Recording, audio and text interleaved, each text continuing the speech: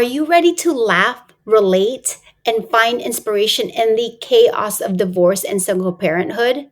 If that's a yes, then this episode is for you. This week, we have the very special guest, Michele Traina. She is an actor and stand up comedian.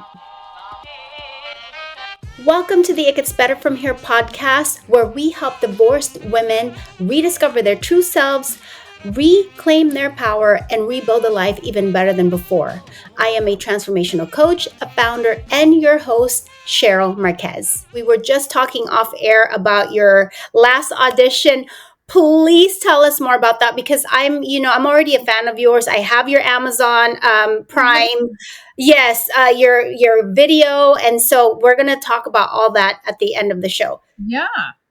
So I've been an actor pretty much since college. I studied theater, and I'm going to say what I auditioned for now because I didn't get the part. So screw it. So I had an audition. I have auditions for television shows or commercials, and I got 2 big TV show auditions the last couple of weeks. One was for And Just Like That. Yes, the Sex and the City spinoff. And it was a role that I was like, oh my God, this is me. And the title of the role was Intense Woman. I mean, come on. Everyone was like, this is you. But this is the thing with acting. It's always a crapshoot. You got to do like 1,000 auditions before getting one. I've been doing a lot of auditions lately, which I'm grateful for because to even get the audition sometimes is a journey because they usually you self-submit yourself through either casting websites, your manager, my agent. And then they ask for a tape back or a live audition. So I got the live audition. I did the audition, and the feedback was, we're going with somebody who's British. So they're not even cast yet. They're doing a recasting now. So I was laughing. I was like, so whatever, it's fine. I did an audition for QVC because I am a host too. So I had an audition for QVC. They make you go through this audition process, and again, you're grateful for the audition, but then they put out a new casting after 2 weeks. You're like, what? Seriously. And that just, you and I were talking off air, and whenever that happens, I really just have to lean in on my faith and trusting the divine timing and plan of my life, which we don't know. You are being saved for a bigger and better role. So as much as perhaps you wanted this one, and we think it's right for us, we don't know what we're being saved for, something greater. So I like to pivot from there, but it takes a lot of work, like you and I were talking about, to even get to a place where we can have a perspective like that. Okay. How do you deal with that? I'm dealing with it right now. Okay, so what you just said really resonates for me because I've been struggling a lot lately, more so I feel like than ever with my emotions when it comes to feeling rejected, feeling not good enough, which is irony that I'm in this business because I deal with it. I deal with a lot of self-worth issues.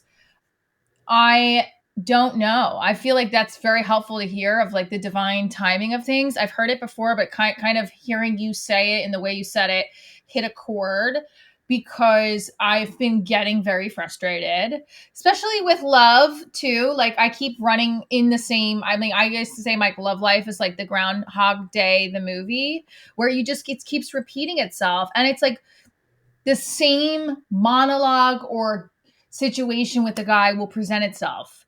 I'll like a guy, feel attracted towards him. Immediately there's a red flag. There's a statement stating that he's emotionally unavailable, saying he's in a relationship. And it's I can't get away from this pattern or the attraction to it. Have you thought about how you might be showing up perhaps?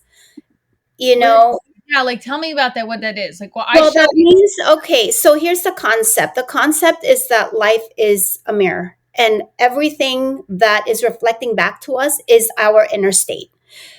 Even though we feel that we have done so much work, we have, healed parts of ourselves that we thought we have healed.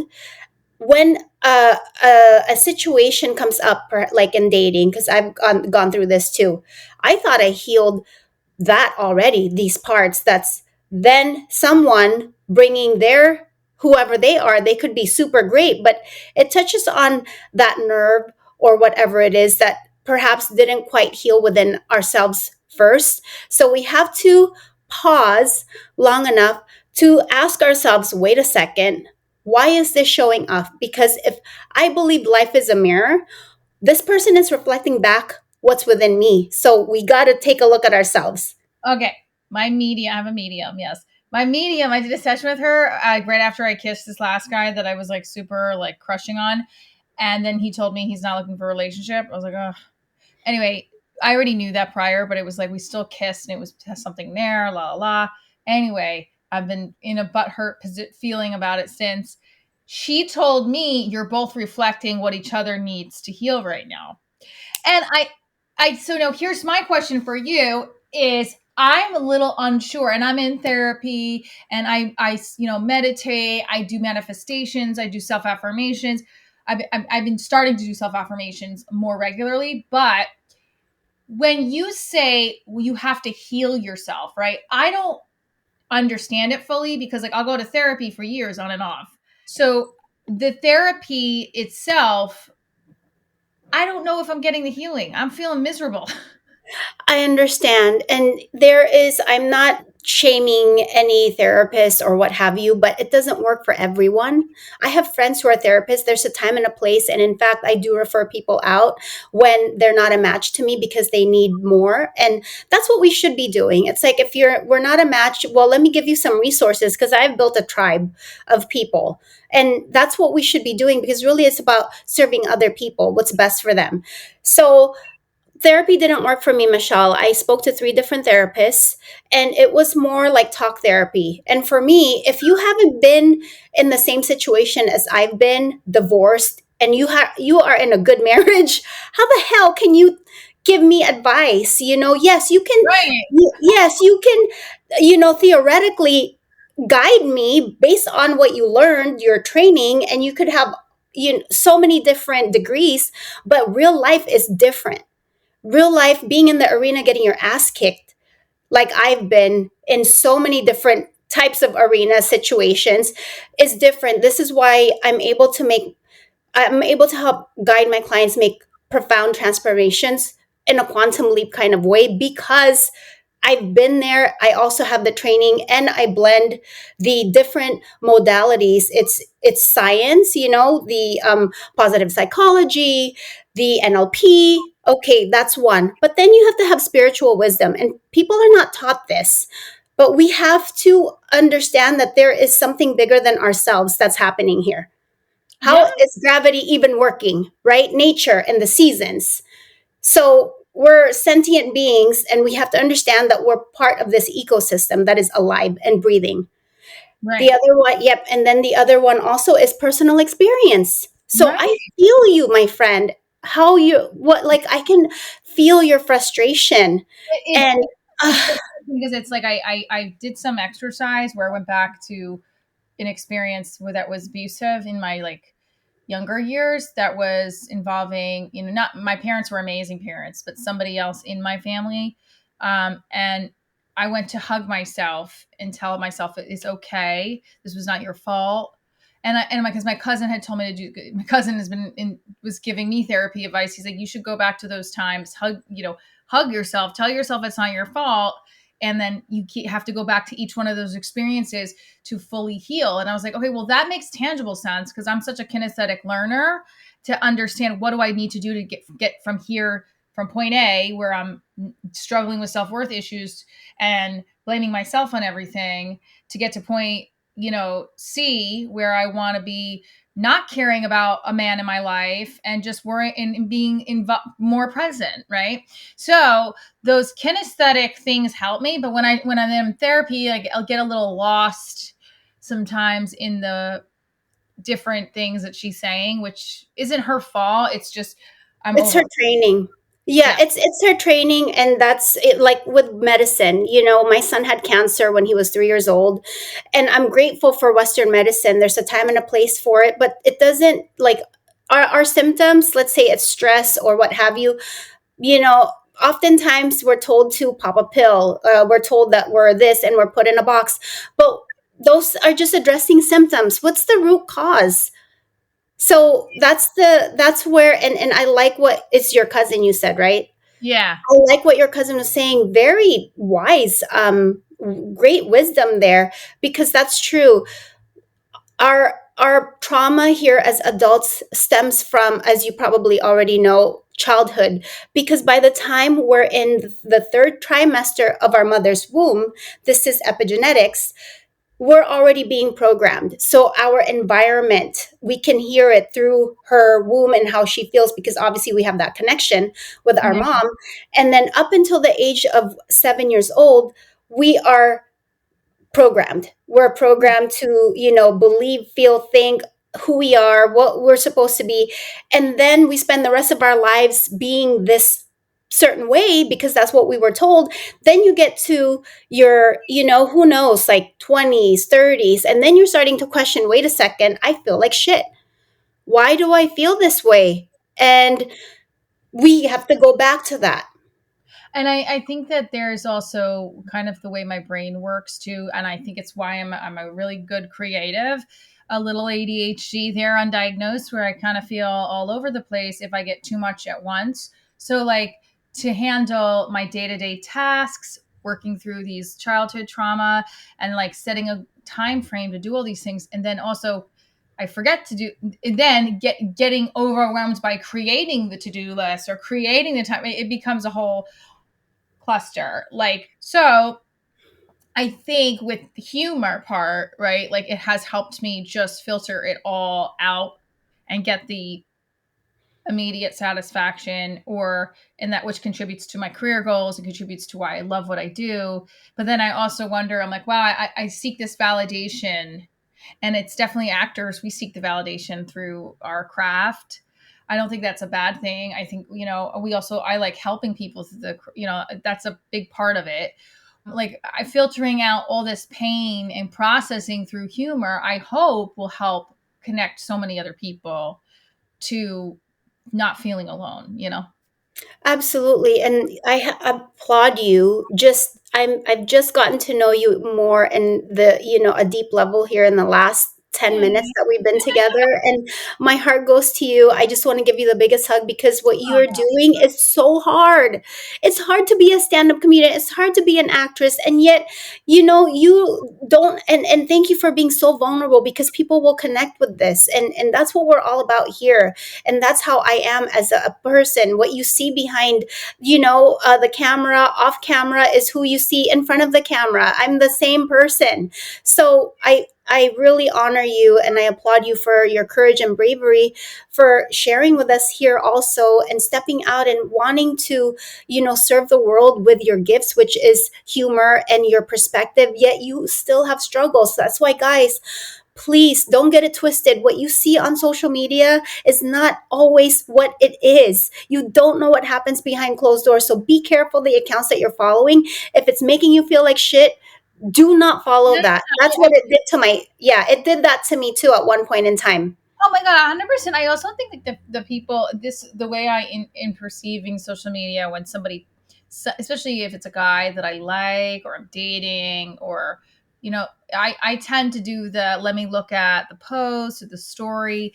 That is not healthy for me, because I get pushed into a point where I think I'm not good enough. I think he's not thinking about me, and that's horrible. And that's not, like, that also tells me I'm not ready to really date somebody, because I'm not healed Right. from a lot of this trauma, and a lot of the patterns that I do aren't healthy, and I really shouldn't care.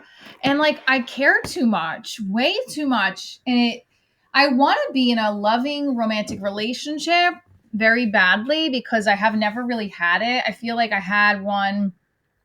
thought I had one with my ex-husband when we first started dating, which was true. But there I don't feel like that place in my life of having romantic partner in the way that I envisioned as a child, which maybe was unrealistic. I don't think it's ever really happened. I've had like great moments with some guys, but nothing that's been consistent in long-term intimacy that's been what I want. And I'm really sad over it. Like, I'm very sad over it lately, especially. Oh, I can completely sympathize and empathize with you. I have also been there. And Michelle, I don't know if your therapist or anyone has told you. Truth be told, you're absolutely right. Now is not the time to go off and, perhaps for a distraction, entertainment, okay, but you are ready for that counterpart, your divine counterpart, your partner. And what has to happen is that you have to fall in love with yourself and your life. So if this person does come into your life, they will just complement it, because what I'm hearing is your, desire. And when you desire it in a way like this, it tells the universe that you are lacking. And that's why what you chase will always run away. That's why we don't chase anything. We have to be a magnet to what we want. We have to attract it. And what that means for you is, or who all our listeners, what that means is, what is it that you want, and who do you have to be in order to be a magnet to attract that? Because when you get to that place, you are going to have so many freaking options. It's going to be raining men, raining women, whatever your preference is. And that's a great place to be. And I will tell you, I have been where you've been, even, perhaps worse. I was very codependent growing up in the Philippines with my family. We're very tight. Coming over, moving to America, still very tight with my family. My first boyfriend in high school, we were together for 4 years. I had a 6 month break, met my who was my friend in high school, became my husband. We were married for 13 years. I didn't even know who I was when I was Yeah, 36. just had really, yeah, relationships, and I think that there's a good point there when we have also when you're reliant on your family to support and love and all this stuff, and depending on the family dynamics, like my parents were mad, like met love at first sight and stayed married, and all this love chaos, and there's a lot of stuff that for me I know I went through that I do believe I connect to the like distraction or the want for this relationship. And then sometimes when I've gotten close to it, even if it's for a moment, I notice that I tend to self-sabotage, which I wasn't going to actually even think of until this happened a couple months ago with somebody that I was starting to date. I get very reactive, and I get very I just get reactive and defensive, and I'm lost with it. I think I want to just find myself in a place where I'm not thinking after every comedy show I do, whether it's great or I bombed or whatever, or an acting gig. I've always had the guy I'm either dating or crushing on in the back of my head, like, why isn't he texting me? I like to share this with him. And it becomes like, why is he, that person, the focus and not you just reveling in you? Right, I right. mean, yeah. And Michelle, you know this already. You're taking away from yourself Oh, yeah. because you only have that moment. And, unfortunately, we cannot turn back the hands of time. And I'm guessing that you might be feeling guilty after the fact, or kicking your own ass, like, dang it, why did I do that? Like, I should have been this way. So it's a vicious cycle. And it's like, how the hell do I get out of it, right? It's a vicious cycle, and I think I'm in the period of time where I can't figure out how to get out of it. And the one thing that did work was when I did do the meditation of going back to a time and place in my childhood, in hugging. That one day, I remember doing a few things that redirected my focus. And then I got a call that I got a booking last minute. Like, so things are aligning. So I'm going to go back to see if it works again. I mean, it's an up and down roller coaster. So, But it won't be. It won't be if you had the right guidance. yeah. So I'm going to give you one powerful technique that I have applied to myself, that I applied for my clients, and Okay. that is, okay. You get into this. Yeah, it's seeing yourself through the eyes of someone that truly loves you. Okay. Pick anyone. They do not have to be living. It doesn't even have to be a human being. It could be a pet. All right. So seeing you through the eyes of someone that loves me. Yep, seeing yourself through the eyes of someone that truly loves you. All right. That's my daughter. Yep. Okay. Yes. Yes. And she's adorable. Oh, So, okay, so you're going to get into a quiet space. It's a visualization exercise. Here's the thing, you have to get emotionally involved. So, you're going to find a place where you can at least have 20 minutes or 10 minutes, even, but it's a practice. So, close your eyes, take deep breaths, connect with your daughter's image. And you're going to, let's do it right now. Just Okay, take a sorry. couple of breaths, take deep breaths, and you're going to ask your higher self, please connect me to my daughter's higher self. You can say it out loud, you can do it in your head. I'll say it out. And okay. Please connect me to my daughter's higher self. And what you're going to do is you're going to just visualize the image of your daughter and all of the amazing things that she could be saying about you and feeling about you. And what I want you to do is to take a little bit of time in this space, feel it in your heart, feel it in your soul, and really take it in. And I want you to tell me all the beautiful things that she's saying about you. And feel free to express yourself and let it out. Well, my daughter loves that I always have her special snacks, that I take her to gymnastics. Big thing that I can think of too is like she just doesn't like me to put myself down. Like if I say I look bad, you look beautiful, mommy. Don't say that about yourself. And like she always wants to snuggle with me at bedtime. She's almost in seventh grade. She still wants me to hug and squeeze. And uh, yeah, I mean, she's always unconditionally just loving me. That's great. So if you would need to put yourself in her shoes and you need to look at yourself through her eyes. Keep your eyes closed. This is perfect. And I want you to speak as if you are your daughter and address you as her mom. Mom, I love you so much because you are the most beautiful woman I have ever seen. You take care of me like no one will ever take care of me. And I am so grateful for you, Mom. So get into that place, Michelle. And this is a safe space and you can feel it because this is who you are. And you have just forgotten how amazing you are. This is why we're doing this here today. It's for you. Mom, you are the best. I love you so much. You're so beautiful and you are so funny and you always make me feel better even when I have a hard time. You are the best at everything when it comes to helping me through my meltdowns and school, make me feel safe,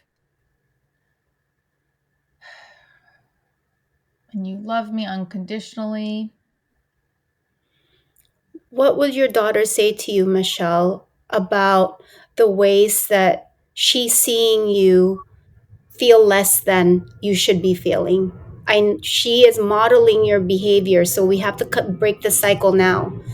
What would she say to you? What is she saying to you? Mom, you are great. You are amazing and talented, and just because you don't get a job or it doesn't work out with someone you like, that doesn't mean it's you. It's just a situation. You're great, and you're going to get something really amazing, and it's their own problem if they don't choose you, not yours. That's beautiful, Michelle. Can open your eyes and we can thank your daughter's higher self for being with us here Ah, because I- yes, that is how powerful it is. And so as connects with exactly what I keep telling myself to think about when I do these things when I'm alone is like, what would your child say? What Grace does, like think about her, because I think someone even said, like, when you get stuck in your own bad patterning, think about what it holds you back from being more present and reflecting what your child doesn't want you to show, right? So it's like, at the end of the day, it's like grace, yeah. So it's kind of like, she said to me a couple of weeks ago that I think I did, I mention this to you? She said that I put myself down. And I said, what do you mean? And I said, because you're always putting yourself down, mom. Oh, she said, you're always bashing yourself. I said, what? Because I always think I don't do that. I'll just say, like, oh, look how horrible my hair looks today. And then my daughter's like, you always do that. And I'm like, I do? And so then I was like, oh, that's not good. I said, okay, well, I'm going to stop doing that. You're right. It's not good. I should love myself. I should be proud of myself. And it definitely, I've been showing her that, like, I don't want to do that, and shifting my verbiage. But that imagery of what you're doing helps me connect away from the negative thoughts. That's correct. Because they're not even your thoughts. They are from, your trauma. They're from environment. They're not yours. So what would be also helpful is perhaps you can try to identify whose voice it is. It's not your voice. Your voice loves you. Your higher self knows who you are. And it's this powerful and infinite being, because we came here as a pure soul. And by the way, Right. you're great. Yes. Yes. See, this is for you. Everything happens for a reason, Michelle. And that's why, here's the beautiful part. Like, we have this platform, we can create whatever we want to create. And this is where it took us today here. Two people coming together to help each other. And you're helping the masses. You're helping women globally that will connect with you and your story and will hear this and say, that's me. And thank you for being so amazing and so generous. And gosh, I wish we had more time, but I know you have. No, I just thank you. Like, honestly, this kind of work helps me a lot, and I want to share with everybody on my story about your. I thought I had my phone. I was going to take a picture of us for Instagram. Oh, I could do a screenshot. Hold on. Okay. Okay. Because honestly, like, Cheryl, when you found me, I think I don't know how we found each other on Instagram, but, like, it does connect you with a lot of like-minded people, and that's a good thing I think about social media, is that it can connect Yeah. us from all over the country, right? Um, I do want to say, like, the humor part of it is the way I'm surviving sometimes, and I don't know if that's healthy. Well, honestly, I'm funny. I think I'm funny. I make people laugh just by being me, but that I had to turn to my humor too. Like, I'm laughing at myself with all my different stories, and even at the time, and we have to turn something so painful into something lighthearted because it's keeping us sane. You're not turning you're doing things in such a healthy way. You have a daughter. You're not out there, god forbid, like having a substance abuse. And Right, my right, heart goes out to people that are struggling and have to turn to that. Yours is humor, and you're helping other people, but yet there's this other side. And I love this episode so much, Michelle, because you're ew. beautiful. You're beautiful inside and out, and I'd love to just talk with you more and see how I can help you and support you, because we can really cut through all the stuff that I can already feel and see that you're struggling with, because we're not getting any younger. And No. that's honestly my message. That's my message. It's like, As we get older, I feel have felt more comfortable in my own skin, but I've noticed in the last year that this trauma stuff has come up a lot, and it's shifted the way I'm maneuvering and feeling about myself. So, and I would love to talk further. And also, I'd love to have you on the Divorce Diaries podcast, because I've been so negligent in getting guests on the podcast. It's like the middle child doesn't get enough attention. It needs to. But and are you and so I want to ask you a question on your podcast. Is sure, that, yes, it'd be my honor. Yes. what is your craziest, funniest dating story after divorce? My gosh. Funny can be Okay. like I'm funny. okay. The first one that pops into mind is my sister just mentioned it the other day. So, okay, I had a little blip in the dating app. Yeah. Okay, I was curious. I'm a curious person, even though I wanted to meet somebody organically. But okay, whatever. I spent more time on my damn profile, really intentional with it. Yeah. Putting okay, so I spent more time in the profile than I was actually in the app. But anyway, so I had met, like a couple people. One finally, I was like, seems safe, policeman. I mean, supposedly, allegedly, but you just never know, right? Okay, so I'm gonna trust my intuition, look decent, and so okay, like good conversation, no like creepy sliding in like anything nasty or anything like that. Gentlemen, took me like several weeks to even say okay.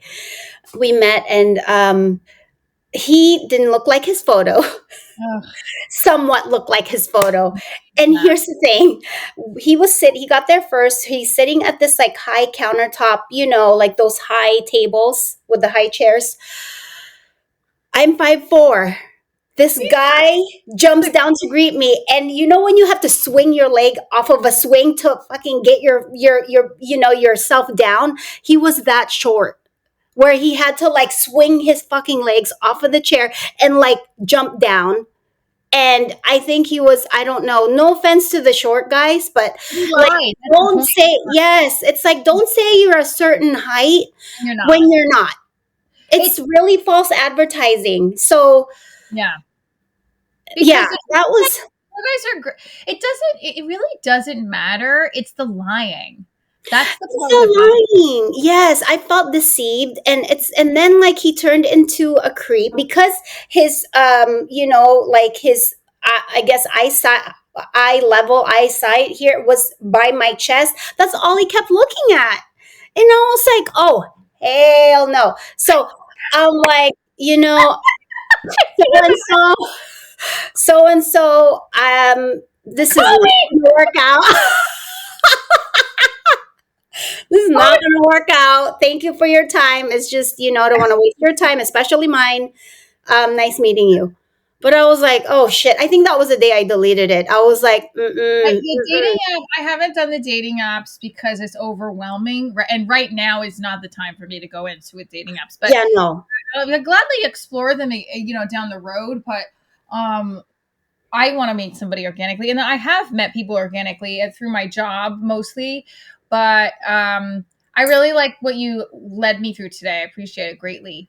Absolutely. And I have so many more things, but I want to give you, I want to, leave you with this real quick. Then I have like just two questions, and I know we got to wrap up. Yeah, yeah, absolutely. Okay, so I've been dating my divine counterpart for 4 years now, and I know that that's there for you. I know that that's there for all of our listeners here that is, wanting and craving to meet their divine counterpart.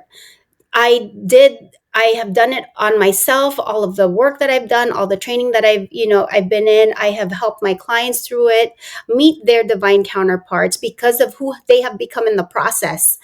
Even though that wasn't their intention, it was a bonus. But I just want you to know that it's there. It's there. And so I've been with him for 4 years. He's a wonderful person, a wonderful man.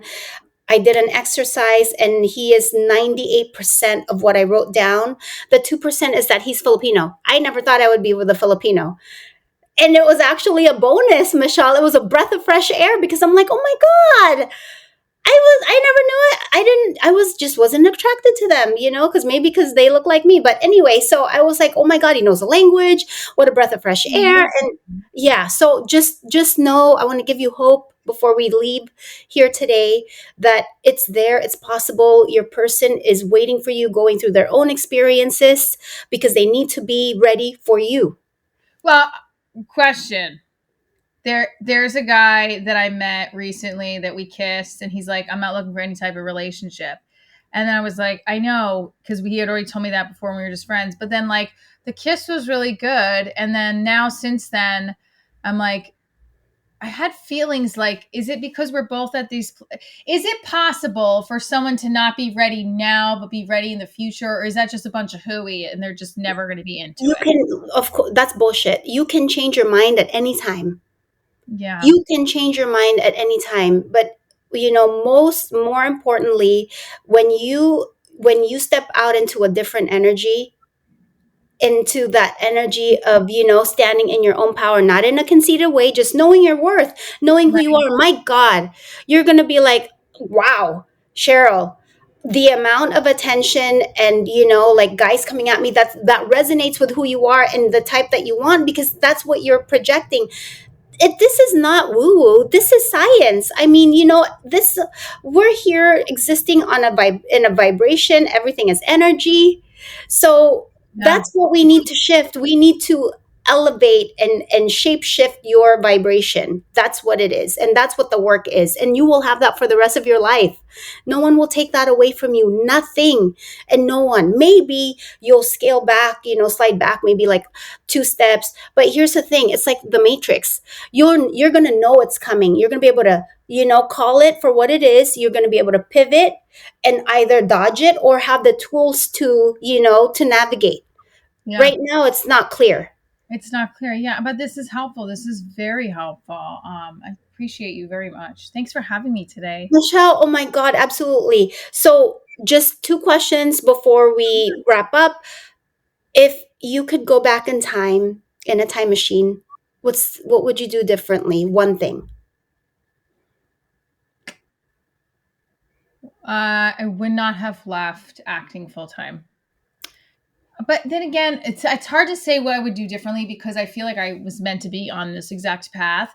So I would say, and then I think I wouldn't have gotten married to my ex-husband. So a lot of would shift. I wouldn't have left acting full time is one. Another is no, God, there's probably a lot. What would I done differently? I would have had sex with a lot more boys in college. So I'm so what sex is I would have done. Yeah.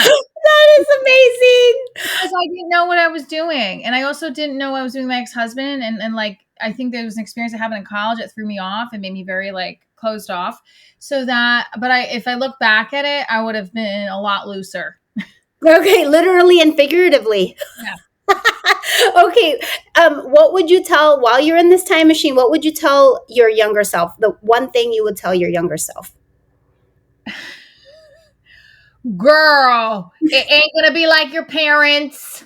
You're not going to meet them love at first sight. Well, okay. I just want to say we got to change your words. I know. That's I the know. other thing we're going to change. But okay, that was the first thing that came up. This is Yeah. why it came up for a reason. It's for us to also put it out there and say that, okay, this is what we need to be working on also. Yeah, no, so that's coming from the headspace of obviously where I'm at, but this is what I would honestly wholeheartedly say in a way to my younger self. No matter how difficult the road may get, you're still going to be on the road you're supposed to be. Oh my God. That's from your soul. Yeah. I know that. See, now that struck me. Because I noticed that no matter what happened in my life when I went into teaching full time and put acting on the back burner and part time, I always ended up on stage with my students doing performances in theaters, doing performances in residencies. I always and even like the way it happened, it's just the God was showing me like the universe is not going to take away what you're meant to be doing. 100%. 100%. What's meant for you will never pass you by, including your divine counterpart. I hope so. It will. It will. And I feel like, yeah, I think we're going to work together. So we'll leave it at that. Michelle, tell us what you're working on. Where can people find you? All her info, though, will be on the show notes. So Thank you. Thank you, Cheryl. Yeah, you can find me at divorcediaryshow.com or michelletraina.com. I am a host of a show in New York City. Well, it's a web show called What's Up New York. You can see me weekly episodes on ny2c.com. You can go to divorcediaryshow.com, watch my web series. The Divorce Diaries TV pilot, separate from the comedy special, which you got on Amazon, which is awesome. The TV pilot will be released later. I'm going to say late this midsummer because it's taking my sales agent forever to get back to me on what platform is accepting it. But it will be on something for everybody to watch. And if you've seen the live show or the comedy special on Amazon Prime, it's the characters. It's like The Office meets American Mom meets Hysterical Blindness. Oh my God, that's so funny. I have to check out the other two, but I love The Office. Hysterical Blindness, Uma Thurman's character is how I feel sometimes in dating. And she's like Oh very, my gosh, I have to check those out. Oh, it's, you it's are very so exciting. precious. You're a gift to this world, Michelle. I want you to know that. Thank you. And so are you. Thank you. Okay, my friend. So, without further ado, this is Michele Traina. Please check her out. She is fantastic. And thank you so much for being here. Thank you so much for having me, Cheryl. That's it for this week's episode. I just want to thank Michelle one more time for being so vulnerable, so real, so raw, and sharing her struggles, not in the comedic actor landscape, but in real life, her own personal struggles with self worth. And I hope that you really take in and apply that exercise that I taught, seeing yourself through the eyes of someone that truly loves you.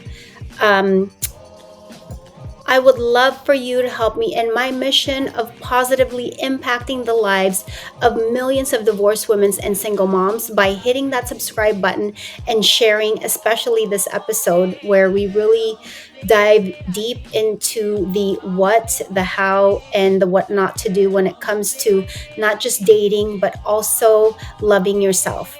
Thank you.